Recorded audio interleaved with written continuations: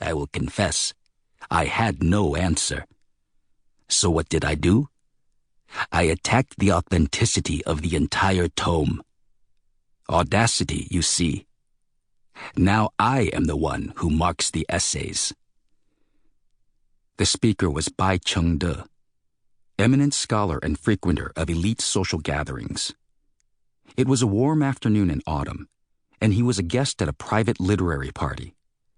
Around him, intellectuals, artists, and officials mingled in walled courtyard gardens shaded by bamboo, elm, and cypress trees. My son is taking the examinations. With his rustic complexion and cotton robes, Hu Gongshen was out of place amid the affluent literati of Beijing. He had nodded respectfully for the duration of Bai's monologue, which had spanned 3 cups of wine and the whole of Bai's academic and professional accomplishments. I am a factory manager. I make tiles, sir. I have done what I can, but my boy surpassed me in learning years ago. If you could offer any advice, that is, coming from such an esteemed scholar, it would be of great value. The words tumbled awkwardly into silence. Bai was looking over Hu's shoulder in an unconcealed effort to catch the eye of someone more distinguished. Advice? My advice is to avoid such obvious attempts to flatter examiners a week before the examinations begin. Corruption has no place in our city's most illustrious institution. Hu looked stricken. It was not my intention to flatter you, he stammered. The examinations identify the best men in the empire, those most qualified to govern. You are one of those men. I know you would never allow yourself to be manipulated by flattery. The reply earned a cool nod of approval from the scholar. I suppose this is your son?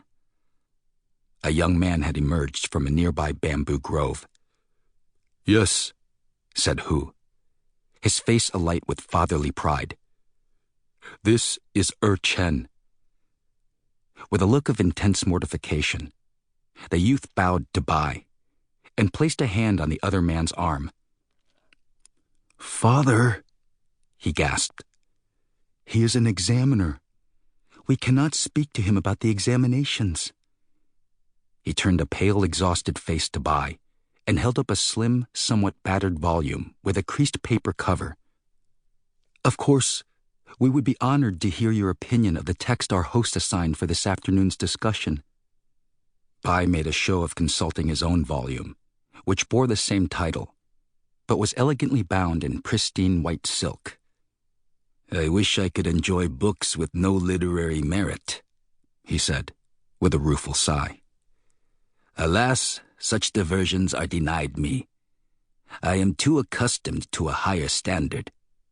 And, since your father asked me to give you advice, I will recommend that, with the examinations so near, you devote your energies to more elevated material. Without acknowledging them further, Bai glided away to join a group of gentlemen dressed as he was in robes of pale gray and blue. These were colors of affected humility, but the silk was of the finest quality and fell to the season's most fashionable length. Amid the rustle and creak of branches swaying in the blustery weather, the scholars were alternating contentedly between criticizing the book they had been assigned to read and debating the efficacy of a mnemonic device popular among this year's examination candidates. In an adjacent courtyard, a circle of spectators surrounded 2 men sitting opposite each other at a chessboard.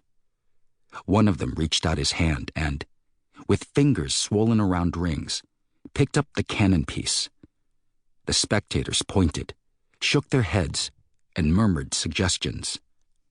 Don't distract me, growled the man. The words ran into each other.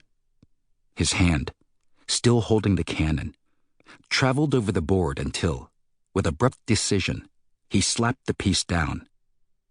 Then he picked up a cup of wine, drank deeply, and returned it to its place beside a porcelain bottle at the corner of the table. He swayed